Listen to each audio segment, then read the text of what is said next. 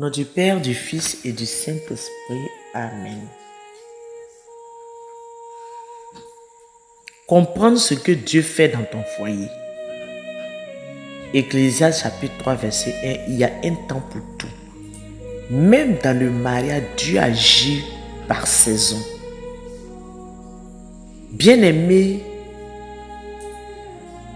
un mariage ne reste jamais au même niveau. Ce que vous vivez aujourd'hui n'est qu'une saison. Beaucoup de couples disent notre amour a changé, ce n'est plus comme avant. Mais ce n'est pas forcément une chute. C'est peut-être un passage à une autre saison. Le problème, ce n'est pas la saison. Le problème, c'est de ne pas la comprendre. La saison de l'amour passionnel, les débuts, Cantique des Cantiques, chapitre 2, verset 4. C'est la saison de la joie, de l'attirance forte, de la découverte, de la facilité. Tout est beau, tout est léger, tout est excitant. Bébé, mon petit cœur, mon petit mignon, mon petit temps. Mais écoute bien, cette saison n'est pas faite pour durer éternellement. Pourquoi? Parce que Dieu ne veut pas que ton mariage repose sur les émotions. Erreur dangereuse. Beaucoup pensent, si les sentiments baissent, c'est que l'amour est mort. Non. L'émotion diminue, mais l'amour vrai commence. 2. La saison de la réalité, c'est-à-dire que la découverte des faiblesses. Colossiens chapitre 3, verset 13. Supportez-vous les uns les autres. C'est ici que les masques tombent. Tu vois les défauts, tu découvres les limites, les blessures apparaissent. Et c'est ici que beaucoup veulent fuir. C'est en ce moment que tu vois que le nez de l'autre est gros, la bouche de l'autre est large, c'est rentré. Non, beaucoup veulent fuir. Pourquoi? Parce qu'ils ne comprennent pas que Dieu ne t'a pas donné une personne parfaite, mais une personne avec qui tu dois construire.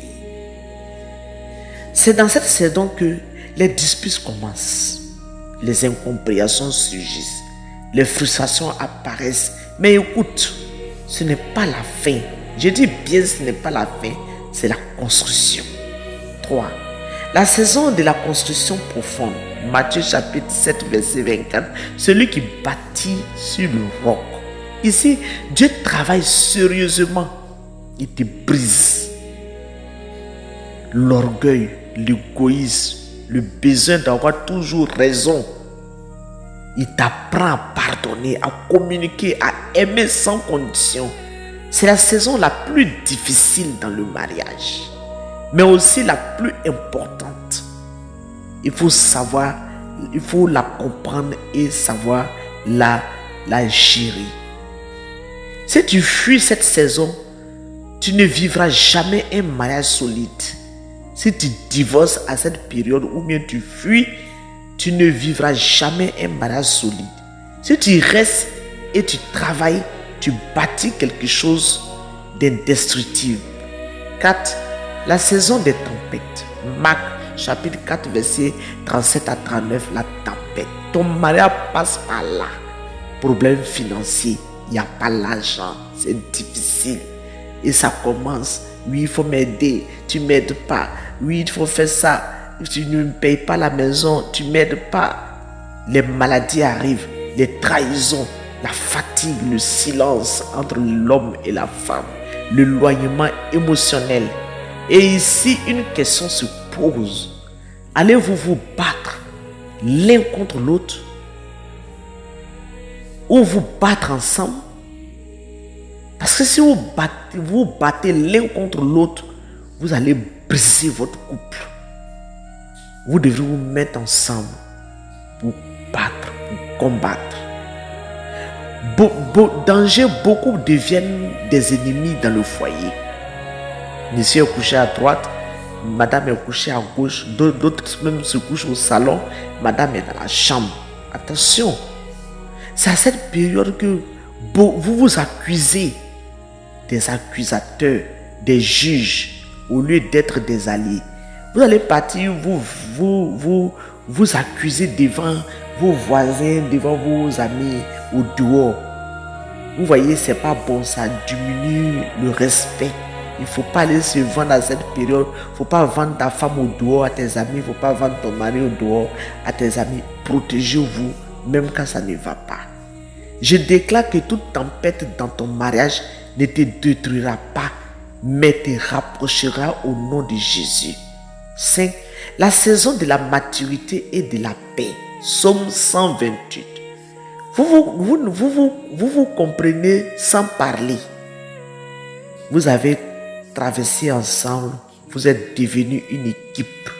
L'amour n'est plus seulement émotionnel, il devient engagement profond. C'est ici que la stabilité s'installe, la paix règne, l'influence commence. 6. La saison de la restauration pour les couples blessés. Joël chapitre 2 verset 25. Je restaurerai les années.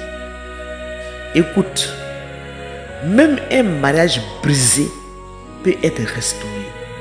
Même un amour refroidi peut être rallumé. Dieu est spécialiste de la restauration. Et c'est pour cela que je prie et je déclare que tout mariage au bord de la rupture soit restauré.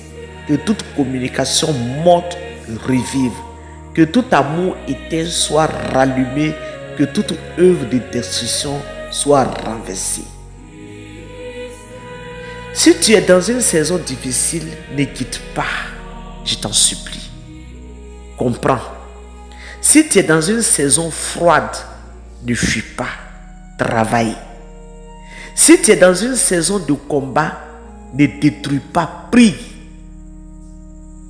Et je prie maintenant pour tous les couples en difficulté. Seigneur, nous refusons de détruire ce que tu as uni. Donne-nous la sagesse pour traverser chaque saison. Guéris nos cœurs, restaure notre amour. Fais de notre mariage une œuvre de ta gloire. Et que ton nom, Seigneur, règne pour les siècles des siècles. Amen.